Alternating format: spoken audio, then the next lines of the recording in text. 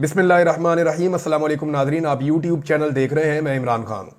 बड़ा सवाल ये है कि अमेरिका ने पाकिस्तान के मिज़ाइल प्रोग्राम के ऊपर तहफ़्फ़ुज़ात का इजहार क्यों किया और उन्होंने पाकिस्तान के मिज़ाइल प्रोग्राम के ऊपर नज़र क्यों रखी है। पाकिस्तान में जो सियासी लोग हैं वो नॉर्मली एक दूसरे के साथ झगड़ते रहते हैं और चीज़ों के लिए एक दूसरे को ब्लेम करते रहते हैं, लेकिन इसका पाकिस्तान की अंदरूनी सियासत से कोई ताल्लुक नहीं है। हाँ, अमेरिका इन चीज़ों को बाद औक़ात इस्तेमाल करता है और बाद औक़ात कम इस्तेमाल करता है, ये एक हकीकत है। लेकिन पाकिस्तान के जो मिसाइल प्रोग्राम है इनके ऊपर अमेरिका का एतराज़ नया नहीं है, ये बहुत पुराना है। जब परवेज़ मुशर्रफ का दौर था या उससे पहले का दौर था, जब पाकिस्तान ने एटमी धमाके किए, तब भी अमेरिका को तहफ़्फ़ुज़ात थे, उसके इत्तेहादियों को तहफ़्फ़ुज़ात थे, इंडिया को थे, इसराइल को थे, यूरोपीय यूनियन और मगरबी ममालिक को थे। और उसके बाद जब पाकिस्तान ने अपना मिसाइल प्रोग्राम शुरू किया, जिसमें डॉक्टर समर मुबारकबंद और दीगर कुछ और सीनियर जो हैं वो साइंटिस्ट थे जिन्होंने बड़ा अहम रोल प्ले किया था, तो उस पर अमेरिका को बड़े तहफ़्फ़ुज़ात हो गए थे पाकिस्तान के ऊपर। ये भी एलिगेशन लगाया गया कि पाकिस्तान ने टेक्नोलॉजी कहीं और दी है, बाद बाद ये एलिगेशन लगाया गया पाकिस्तान ने टेक्नोलॉजी कहीं और से ली है। डॉक्टर अब्दुल कदीर खान साहब के साथ बहुत बुरी सूरत हाल गुजरी, परवेज़ मुशर्रफ साहब खुद उसके ऊपर अफसोस का इजहार कर चुके हैं। डॉक्टर साहब खुद बड़ी तकलीफ में थे, उन्होंने अपने दिल का हाल बताया भी था। तो ये एक पुरानी चीज़ है और ये अभी दोबारा से एक्टिवेट हो रही है। इसके एक्टिवेट होने के पीछे कुछ रीजंस हैं, वो मैं आपको बताता हूं, लेकिन जो इसमें लेटेस्ट खबर है वो रिचर्ड ग्रेनल के हवाले से है। उन्होंने कहा कि जो नामजद वज़ीर ख़ारजा हैं, ये मार्को रूबियो इनका नाम है, उन्होंने कहा पाकिस्तान के मिसाइल प्रोग्राम पर बात करने की उन्होंने तैयारी की हुई है। उन्होंने मजीद कहा कि एटमी सलाहियत के हामिल मुल्कों से डील मुख्तलिफ अंदाज से की जाती है। डोनाल्ड ट्रंप के पहले दौरे इक़्तिदार में उस वक्त की पाकिस्तानी हुकूमत से हमारे बेहतरीन ताल्लुकात थे। बहरहाल फिर आगे उनकी पॉलिटिकल बात है जो इमरान खान साहब को वो रिहा करवाना चाहते हैं। ये बात मैंने पिछले वीलॉग में भी आपको बताई है, लेकिन इस चीज़ को लाकर जोड़ दिया जाता है पाकिस्तान की इंटरनल सियासी सूरत हाल से। ना तो मुस्लिम लीग नून चाहेगी कि पाकिस्तान का जो दिफाई नुक्ता नज़र से कोई नुकसान हो, ना पीपल्स पार्टी चाहेगी, ना पाकिस्तान तरीके इंसाफ चाहेगी, क्योंकि इन सबके स्टेक्स इसी मुल्क के अंदर है। इसका दिफा मजबूत होना चाहिए। अब ये एक दूसरे के ऊपर ये गंद उछालते हैं और स्पेशली पाकिस्तान तरीके इंसाफ को इसमें टारगेट किया जाता है। और इसमें जो गंदा तरीन रोल है वो हमेशा से मुस्लिम लीग नून प्ले करती है। मुस्लिम लीग नून का हमेशा से ये तरीकाकार है कि जब भी कभी वो इक़्तिदार से निकलने लगे या मुश्किल में आ जाए तो वो अपनी मुखालिफ सियासी जमातों के ऊपर इल्ज़ाम लगा देते हैं गद्दारी का, और वो ये कहते हैं कि दुश्मन के एजेंट हैं। और मजहबी सियासी जमातें भी ऐसा करती हैं, लेकिन मुस्लिम लीग नून क्योंकि एक बड़ी जमात है तो उसकी जानिब से ये बार बार होता है। और होता क्यों है? ये एक हथियार है जिसको इस्तेमाल किया जाता है हमेशा पाकिस्तान की एस्टेब्लिशमेंट की जानिब से। और नून लीग जब भी इक़्तिदार में आती है एस्टेब्लिशमेंट की मदद से आती है। एस्टेब्लिशमेंट के साथ इनकी छोटी मोटी झड़पें भी होती हैं, लेकिन एस्टेब्लिशमेंट की अब तक की जो सबसे बड़ी सहूलतकार पाकिस्तान में कोई सियासी जमात है तो वो बड़ी जमातों में मुस्लिम लीग नून है।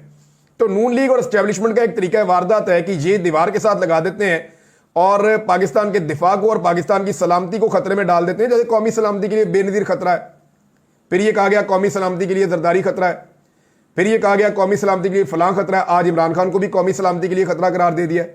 माजी में जुल्फ़िकार जी भुट्टो भी कौमी सलामती के लिए खतरा थे और मोहतरमा फातिमा जिन्ना साहिबा भी कौमी सलामती के लिए खतरा थी। तो हर वो शख्स जो कभी भी पाकिस्तानी एस्टेब्लिशमेंट या एस्टेब्लिशमेंट की जमातों, जिनमें खास तौर पर नून लीग है, इनके मफादात के खिलाफ जाएगा तो उसके ऊपर ये इल्ज़ाम लगा देते हैं। अमेरिका ने पाकिस्तानी हुकूमत से कभी भी कोई काम लेना हो तो बाजू मरोड़ने के लिए वो चंद चीज़ों को इस्तेमाल करते हैं। नंबर एक, वो पाकिस्तानी एस्टेब्लिशमेंट को इस्तेमाल करते हैं, क्योंकि एस्टेब्लिशमेंट उनकी बात मान लेती है। अमेरिकन एस्टेब्लिशमेंट की तो एक तो सियासतदानों को काबू करना हो तो पाकिस्तानी एस्टेब्लिशमेंट के जरिए करते हैं। दूसरा, यूरोपीय यूनियन और बरतानिया के जरिए से करते हैं। वहाँ पर इनकी जायदादें, वहाँ इनके बच्चे, वहाँ इनका आना जाना है, तो वहाँ पर थोड़ा सा बाजू मरोड़ते हैं तो वहाँ पर भी ये ठीक हो जाते हैं। तीसरा, कुछ पार्टियों के लिए यानी खासतौर पर नून लीग या मजहबी पार्टियों के लिए अमेरिका इस्तेमाल करता है अरब ममालिक को, और वहाँ से आने वाले हुक्म को ये लोग नहीं टालते। और चौथा, IMF वगैरह को फाइनली इस्तेमाल किया जाता है कि इनकी मईशत के ऊपर ज़रब लगाओ, ये बंदे बन जाएंगे। और अगर पाकिस्तान की एस्टेब्लिशमेंट को अमेरिका ने दबाव में लेना हो तो वो क्या करते हैं? उसमें उनके पास दो सिंपल रास्ते होते हैं जिनको वो इस्तेमाल करते हैं। नंबर एक, तो वो नॉर्मली एस्टेब्लिशमेंट को डायरेक्ट कहते हैं, बात मान ली जाती है। जैसे मुशर्रफ साहब ने, ज़ियाउल हक ने, सब ने बात मानी, आज भी बात मानते हैं। जैसे बाजवा साहब ने बात मान ली फौरी तौर पर, और बाजवा साहब तो चाहते ही ये थे कि इमरान खान का रिजीम चेंज किया जाए, उन्होंने तो ग्राउंड बनाया था, तो बात तो उन्होंने माननी थी। अब एस्टेब्लिशमेंट को दबाव में लेना हो तो वो दो चीजें करते हैं। नंबर एक, पाकिस्तान की मईशत को ज़रब लगाते हैं। नंबर दो, पाकिस्तान के दिफाई नुक्ता नज़र से पाकिस्तान को ज़रब लगाने की कोशिश करते हैं। जिसमें पाकिस्तान का एटमी और पाकिस्तान का एक प्रोग्राम है मिसाइल का। इन दो चीजों को वो टारगेट करते हैं अगर पाकिस्तानी एस्टेब्लिशमेंट को उन्होंने टैकल करना हो। आजकल अमेरिका यही कर रहा है और करने का मकसद क्या है? एक तो देखें, अमेरिका ये नहीं चाहता कि पाकिस्तान इसराइल तक हिट कर सके या पाकिस्तान की जो पहुंच है वो इस खित्ते में ज्यादा दूर तक जाए मिसाइल्स को लेकर। स्पेशली इंडिया क्योंकि एक बहुत बड़ा मुल्क है, अगर आप इसकी चौड़ाई देखें तो बहुत दूर तक है। अगर पाकिस्तान के मिसाइल की रेंज कम हो जाती है तो इंडिया अपनी कैपेसिटी को, जो हिट करने की और जो हमला करने की कैपेसिटी है या सलाहियत है, उसको दूर ले जाएगा और पाकिस्तान से अपने आप को महफूज करेगा और पाकिस्तान ज्यादा दबकर इंडिया से रहेगा, खुलकर कभी मौकिफ ले नहीं पाएगा। अभी हमने देखा पीसीबी के मामलात में, क्रिकेट के मामलात में तकरीबन सरेंडर था पाकिस्तान की जानिब से। जो इंडियन ने चाहा वही हुआ। हालांकि इंडियन टीम, मैं गारंटी के साथ कहता हूं, अगर यहां पाकिस्तान में खेलने के लिए आए तो पाकिस्तानी जिस तरीके से उनको वेलकम करेंगे, और पाकिस्तान में जितने विराट कोहली के फैंस हैं, रोहित शर्मा के फैंस हैं, अगर वो आए खेलने के लिए, और पाकिस्तानी जो है वो बड़ा प्यार करने वाले लोग हैं। हम कोई जंग में, लड़ाई में यकीन नहीं रखते, हम तो पुरअमन लोग हैं और हम क्रिकेट के रियल फैंस हैं। यहां पे आप ये देखेंगे लोग अपनी ग्रीन शर्ट पहनेंगे और उसके ऊपर विराट कोहली लिखेंगे, उसको लोग सपोर्ट करेंगे, उसका बैनर पोस्टर पाकिस्तानी उठाकर खड़े होंगे कि हम आपकी एक अच्छी इनिंग देखना चाहते हैं। क्रिकेट लवर्स हैं, हार जीत गेम का हिस्सा है, हमारा दिल पाकिस्तान के साथ धड़कता है, हम चाहते हैं पाकिस्तान जीते, लेकिन हम ये भी चाहते हैं कि विराट कोहली का अच्छा खेल देखकर हम महजूज भी हों। अब इस वक्त जो है ना, वो जो बाइडन की इंतजामिया, याद रखिएगा कि अभी जो मिसाइल प्रोग्राम के खिलाफ बातें हो रही हैं या पाबंदियां लग रही हैं, ये कोई डोनाल्ड ट्रंप नहीं लगा रहा। अगर डोनाल्ड ट्रंप करेगा तो ये इमरान खान के खाते में डाला जाएगा, तब भी ये गलत होगा। ये नून लीग के खाते में भी नहीं डाला जा सकता। ये जो हो रहा है ना इस वक्त, ये जो बाइडन इंतजामिया कर रही है, अच्छा वो क्यों कर रही है, उसकी रीजन आप समझिए। जो बाइडन इंतजामिया ने इलेक्शन हारने के बाद अपना एनालिसिस शुरू करवाया। जब एनालिसिस शुरू हुआ तो उनके बाद रिपोर्ट्स आ गई। उनके हारने के जो बड़े फैक्टर्स हैं उनमें एक फैक्टर यह है कि जो मुसलमानों का वोट है वो डेमोक्रेट्स को पड़ता था हमेशा से। मुसलमानों के वोटर्स की अक्सरियत डेमोक्रेट्स को वोट डालते थे, ट्रंप की पार्टी रिपब्लिकन्स को वोट नहीं डालते थे। लेकिन हैरत अंगेज तौर पर, हैरानकुन तौर पर, बहुत बड़ी तादाद में मुसलमानों का वोट शिफ्ट हो गया और इसकी वजह से कई रियासतों में वो मतलूबा नताइज नहीं मिले डेमोक्रेट्स को जो उनको मिलने चाहिए थे। अब जब उन्होंने वजूहात का तयन किया कि मुसलमानों का जो वोट है या वोटर है वो हमारे हाथ से क्यों निकला, तो इसकी जो बड़ी वजूहात है उनमें दो वजूहात थी। नंबर एक, जो सबसे बड़ी वजह है जिसका कोई और मुकाबला ही नहीं कर सकती वजह, वो फलस्तीन का मामला है, गजा का मामला है। गजा में जंगबंदी के हवाले से जो बाइडन कुछ कर नहीं पाया। जो बाइडन की इंतजामिया मुकम्मल तौर पर नाकाम रही, बल्कि उन्होंने सहूलतकारी की वहां जो खून बहा। डोनाल्ड ट्रंप ने यह वादा किया मुख्तलिफ जगहों पर कि मैं इक़्तिदार में आते ही गजा में जंग बंद करवा दूंगा। चाहे वो इसराइल के हवाले से पॉलिसी वही है, सबकी अमेरिकन की एक ही पॉलिसी है, लेकिन कम से कम ट्रंप ने कहा कि मैं जंग बंद करवा दूंगा। तो एक तो ये बड़ी वजह थी। दूसरा, जो ओवरसीज पाकिस्तानी है उन्होंने बड़ी जबरदस्त किस्म की एक कैंपेन चलाई डोनाल्ड ट्रंप के हक में। इमरान खान को लेकर, पाकिस्तान में होने वाले जुल्म और बर्बरियत को लेकर उन्होंने मुसलमान कम्युनिटी को मुतवज्जे किया। ज्यादातर वहां पे मसाजिद हैं, उनमें मुसलमान जाते हैं नमाज पढ़ने के लिए, ओवरसीज पाकिस्तानी बहुत जाते हैं, कम्युनिटियों का हिस्सा है। तो उन्होंने तमाम मुसलमानों से रब्ता किया और उन्होंने कहा कि ट्रंप को वोट डालकर देखते हैं। एक तो पाकिस्तान के अंदर जो जुल्म और बर्बरियत हो रही है, वाहिद आदमी है इमरान खान जिसने इस्लामोफोबिया के खिलाफ बात की थी, वाहिद आदमी है इमरान खान जिसने नामूस रसालत के लिए बात की थी। ये बहुत ताकतवर आदमी है और आलमी सतह का एक लीडर है, इसको बाहर निकालना जरूरी है। दूसरा, गजा के अंदर जंग रोकना बहुत जरूरी है। तो इन चीजों को लेकर जो पाकिस्तानी मुसलमान है इन्होंने जबरदस्त लॉबिंग की मुसलमानों के बीच में और वोटर्स को शिफ्ट करवाया। अब ये जो बाइडन इंतजामिया को इस बात का एहसास हुआ कि पाकिस्तान के अंदर जिस रजीम को हमने सपोर्ट किया कि जो मर्जी आप करें हम आपके साथ हैं, वो रजीम ओवरसीज पाकिस्तानियों की सपोर्ट दिलवाने में मुकम्मल तौर पे नाकाम रहा। हालांकि इन्होंने बड़े दावे किए थे कि ओवरसीज पाकिस्तानी आपका साथ देंगे, लेकिन ओवरसीज पाकिस्तानियों ने साथ नहीं दिया जो बाइडन का, जिसके नतीजे में उनको एक बड़ा डेंट पड़ा और कई रियासतों के अंदर उनको शिकस्त हुई इस वजह से, या उनके वोटर टूटे हैं। कम से कम मुसलमान वोटरों का एक फैक्टर है, ये ऐसा नहीं है कि सारा कुछ मुसलमानों ने किया, लेकिन एक फैक्टर वो है और इस वजह से उनकी आप पॉलिसी अब थोड़ी सी बदलती हुई भी देख रहे हैं। अब इसमें एक चीज आप और अपने ज़हन में रख लें कि इमरान खान के साथ जो भी हुआ ना, इसमें जो बाइडन इंतजामिया की सहूलतकारी शामिल है पाकिस्तान में जो भी हुआ। अब अमरीकी ये नहीं कह रहे कि इमरान खान को हुकूमत में, यानी अब ये प्रोपेगेंडा किया जा रहा है कि जनाब, कल तक ये कहते थे कि जनाब बैरूनी मुदाखलत नहीं होनी चाहिए, तो बात ये अब पूछी जा रही है कि अब ये क्यों कहते हैं कि जी ये मुदाखलत ठीक हो रही है। तो हलाल मुदाखलत और हराम मुदाखलत की किस्म के सवालात किए जा रहे हैं। तो इसका सिंपल जवाब मैं आपके सामने रख देता हूं कि अमेरिका की उस वक्त की डिमांड और अब की डिमांड में फर्क है, और यह काम पाकिस्तान को बगैर मुदाखलत के खुद करने चाहिए। मैं आज भी ये कहता हूं कि बाहर वाला कोई हमें आगे समझाए या हमसे आगे बात करे, इससे बेहतर है कि हम खुद समझें और अपने फायदे और नुकसान के मुताबिक खुद बेहतर फैसले करें और आवाम के फैसलों को माने। अब पहले जो मुतालबात थे वो क्या थे, या जो बाइडेन इंतजामिया ने क्या किया था? नंबर एक, उनका वाज़ेह हुक्म आया था कि हुकूमत गिरा दी जाए इमरान खान की। नंबर दो, उनका वाज़ेह हुक्म था कि इमरान खान को इक़्तिदार में नहीं रहने देना, दोबारा इक़्तिदार में ना आए। फिर जितना भी जुल्म और बर्बरियत पाकिस्तान में हुई उसमें वो मददगार रहे। इलेक्शन धांधली के ऊपर वो मुकम्मल खामोश रहे। मुतनाज़ तरीन आइनी तरामीम हुई, MNAs और सेनेटर्स को अगवा किया गया, इसके ऊपर वो बिल्कुल नहीं लिखे। बहुत सारे लोगों ने लिखा, वो बोले ही नहीं। इंसानी हकूक़ की खिलाफ वर्जियों और जबरी गुमशुदगियों पर भी अमेरिका हैरान कुन तौर पर ना सिर्फ खुद खामोश रहा बल्कि अपने इत्तेहादियों को भी तकरीबन खामोश रखा। IMF और दीगर इदारों के जरिए से पाकिस्तान की बदतरीन पॉलिसियों और बदतरीन माशी हालात के बावजूद उन्होंने मुकम्मल मुआवनत करवाई। तो यह था उनका मॉडल।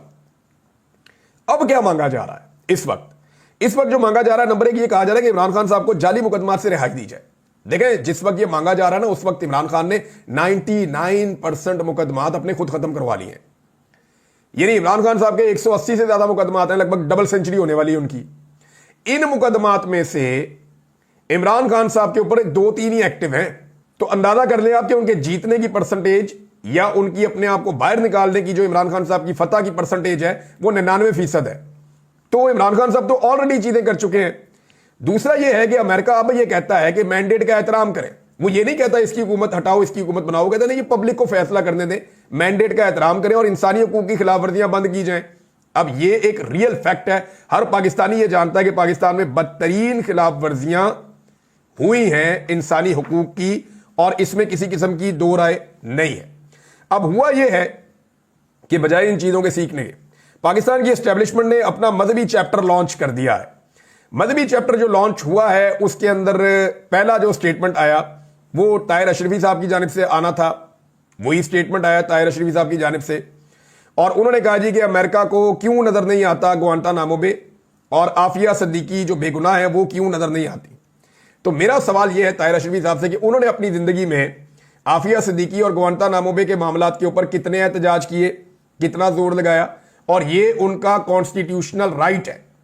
ताहिर अशरफी साहब का ये हक है कि वो रोजाना गुआंटानामो पे बात करें, जैसे अमेरिकन का हक है कि वो बात कर सकते हैं इंसानी हकूक की खिलाफ वर्जियों पे, जैसे मेरा हक है कि मैं फलस्तीन पे बात कर सकता हूं, मैं यूक्रेन और रूस के मामले पे बात कर सकता हूं, पूरी दुनिया में जहां पे मैं अपना पॉइंट ऑफ व्यू दे सकता हूं। इसी तरह ताहिर अशरफी साहब का ये हक था कि वो हमेशा बात करते, जब भी जाते सऊदी हुक्मरानों को मिलने के लिए, तो क्या उन्होंने कितनी मरतबा सऊदी हुक्मरानों को कहा कि आप अमेरिका से कह के डॉक्टर आफिया को छुड़वा दें, या उन्होंने कितनी मरतबा कहा कि आप मजम्मत करें गुआंटानामो बे की, या कितनी मरतबा उन्होंने खुद आवाज उठाई। तो खुद अगर आप इंसानी हकूक के लिए आवाज नहीं उठा रहे तो दूसरों को आप आवाज उठाने से मना नहीं कर सकते, क्योंकि यह मामला जो है वो सिंपली है मिलिट्री कोर्ट्स के हवाले से। मैं मिलिट्री कोर्ट्स पे आता हूं, लेकिन पहले एक खबर और है। ख्वाजा आसिफ साहब ने एक स्टेटमेंट दिया इमरान खान साहब को लेकर, और उनका स्टेटमेंट इमरान खान साहब को लेकर यह है, जैसे वो हमेशा कहते हैं जी इमरान खान यहूदियों का एजेंट है। अब जरा आप स्टेटमेंट देख लें। इमरान खान एक इसराइली असासा है जिसके जरिए वो वाहिद मुसलमान एटमी कुव्वत को खुदा ना खास्ता सरनगू करना चाहते हैं। यह जनाब ख्वाजा आसिफ का स्टेटमेंट है। ये हमेशा मजहब को इस्तेमाल करेंगे, हमेशा हुब्बुल वतनी को इस्तेमाल करेंगे, गद्दार कहेंगे एक बंदे को, तौहीन मजहब का इल्जाम लगाएंगे। ये चीजें ये हमेशा करते हैं क्योंकि इनकी तरबियत एस्टेब्लिशमेंट के साथ हुई है। वो एक अभी इंटरव्यू में देख रहा था एक साबिक ब्यूरोक्रेट का, वो ये बता रहे थे कि एक ऑफिसर ने अपनी जेब से 2 कार्ड निकाले और निकाल कर कहा कि इंडियन कार्ड है, ये डाल देते हैं इस आदमी के ऊपर और इस पर केस बना देते हैं। यानी बड़े आराम से, मुझे एक डीआईजी उन्होंने बताया, उन्होंने कहा मुझे बहुत धमकाया गया, ये कहा गया आप पे ये डाल देंगे, ये डाल देंगे, आपको नौकरी से निकाल देंगे, हमारी बात माने। मैं नहीं मानता था, तो फाइनली कहा कि हम आपके ऊपर तौहीन रसालत डाल देंगे। ये पाकिस्तान की एस्टेब्लिशमेंट ने उनके साथ किया। उन्होंने मुझे खुल के ये बात बताई, कभी वो किताब लिखेंगे तो उसमें सामने भी आ जाएगा। चंद चीजें मैं आपके सामने रखना चाहता हूं जिसे ख्वाजा आसिफ इसराइल का असासा कह रहे हैं उसके बारे में। नंबर एक, इमरान खान साहब के ऊपर उनके दौरे इक़्तिदार में इसराइल को तस्लीम करने के लिए शदीद तरीन दबाव था और इसके बहुत सारे गवाह मौजूद हैं, वो खुद भी कह चुके हैं। लेकिन इमरान खान साहब ने किसी सूरत भी इसराइल को तस्लीम करने से इनकार कर दिया, बल्कि उन्होंने ये कहा कि मैं अपने अल्लाह को क्या जवाब दूंगा। नंबर 2, जनरल बाजवा जिन्होंने ख्वाजा आसिफ साहब को MNA बनवाया था, जनरल बाजवा सहाफियों के साथ खुद ये कहते रहे हैं, एक मीटिंग में मैं भी मौजूद था, वो ये चाहते थे कि इसराइल को तस्लीम करने की तरफ मामला आगे बढ़े और पाकिस्तान के मीडिया में इसको डिस्कस किया जाए। और वो ये कहते रहे हैं निजी महफिलों के अंदर कि पाकिस्तान को क्या मुसीबत है। नंबर 3, इमरान खान साहब के जो मुखालिफ सहाफी हैं या जो प्रो एस्टैब्लिशमेंट और प्रो मरियम नवाज हैं या नवाज शरीफ के करीबी जो सहाफी हैं, उनका वफद इसराइल में जाता है मुलाकातों के लिए, और किसी का क्यों नहीं जाता। नंबर 4, इसराइल के खिलाफ कोई वादे मौक़िफ़ इस हुकूमत का अभी तक नहीं आया। नंबर 5, जो लोग भी फलस्तीन के हक में एहतजाज करने के लिए निकले या जिन्होंने फलस्तीन का परचम उठाया, उनके ऊपर मौजूदा पाकिस्तानी रिजीम ने ना सिर्फ टॉर्चर किया बल्कि उनसे झंडे भी छीने, उन्हें गिरफ्तार भी किया गया। साबिक सेनेटर मुश्ताक अहमद साहब वो इसकी वाज़ेह और जिंदा मिसाल हैं। जितना जुल्म और बर्बरियत उन्होंने और उनकी फैमिली ने देखा, उनके बच्चे और बेगम तक को अगवा किया गया, बार बार गिरफ्तार किया गया, सिर्फ इसलिए कि वो फलस्तीनियों के हक में आवाज उठा रहे थे।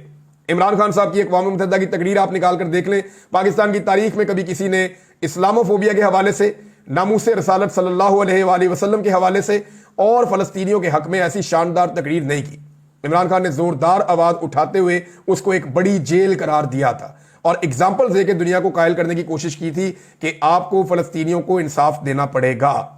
अभी एक और चीज आप गौर करें कि मौजूदा हुकूमत के दौर में ही क्यों इसराइल ने एक बड़ा हमला किया गजा के ऊपर। तारीख का बदतरीन हमला होता है और मौजूदा दौरे हुकूमत में होता है, और ये उसके ऊपर अभी तक कुछ भी करने में नाकाम है। इस हमले को 1 साल से ज्यादा अरसा गुजर चुका है और बदतरीन फलस्तीनियों की नस्लकुशी हुई है। तो ख्वाजा आसिफ साहब को देखना पड़ेगा, वो वजीर दिफा है, उन्होंने फलस्तीनियों के दिफा के लिए क्या किया और इमरान खान साहब ने अपने दौर में क्या कुछ किया था, ये सबके सामने, और उनके ऊपर कितना दबाव था इसराइल को तस्लीम करने के लिए, ये चीज अब सारी दुनिया जानती है। और वो सहाफी गवाहियां देते हैं जो ख्वाजा आसिफ या उनकी जमात के बहुत करीब रहे। मिलिट्री कोर्ट के हवाले से इमरान खान साहब के कुछ साबिक बयानात पे तनकीद की जा रही है, बिल्कुल ठीक बात है, बिल्कुल ठीक बात है। माजी में इमरान खान साहब ने इसको सपोर्ट किया था कि मिलिट्री कोर्ट से सजाएं हो सकती हैं, लेकिन ये किया था दहशतगर्दों के हवाले से।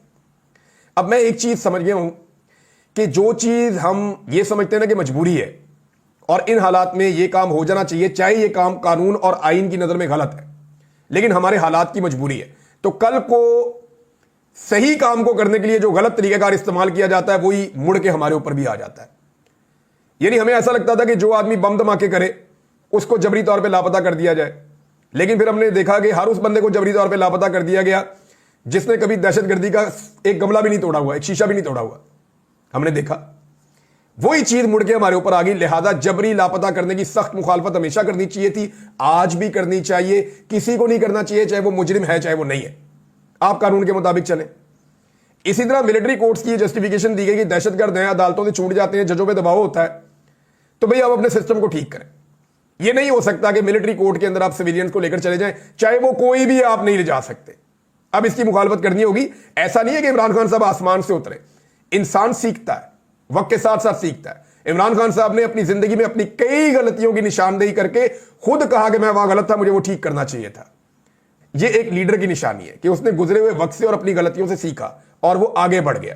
जो लोग अपनी गलतियों पे अड़ जाते हैं वो कभी भी ठीक नहीं होते। मैंने क्यों जाके बलोचों से माफी मांगी, मैं क्यों अपनी कुछ चीजों के ऊपर ये कह चुका हूं कि मादी में मैंने ये चीजें गलत की, वो इसीलिए कहा कि मैंने वक्त से सीखा और मैंने ये सीखा कि पाकिस्तान ऐसे नहीं चल सकता, ये जुल्म और ज्यादती और इसका सिलसिला अब हमेशा के लिए बंद होना चाहिए।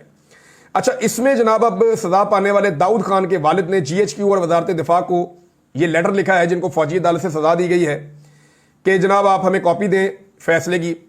अब फैसले की कॉपी आएगी तो आपको बड़ा मजा आएगा नाज़रीन, क्योंकि जो फैसले लिखे गए हैं ना उनके बारे में जो अब तक इतला आ रही है वो बड़े इंटरेस्टिंग है, और जब आप उनके फैक्ट्स पढ़ेंगे तो पाकिस्तान में एक नया मीम्स का सिलसिला शुरू हो जाएगा। आने वाले दिनों में ये फैसले आपके सामने आ जाएंगे।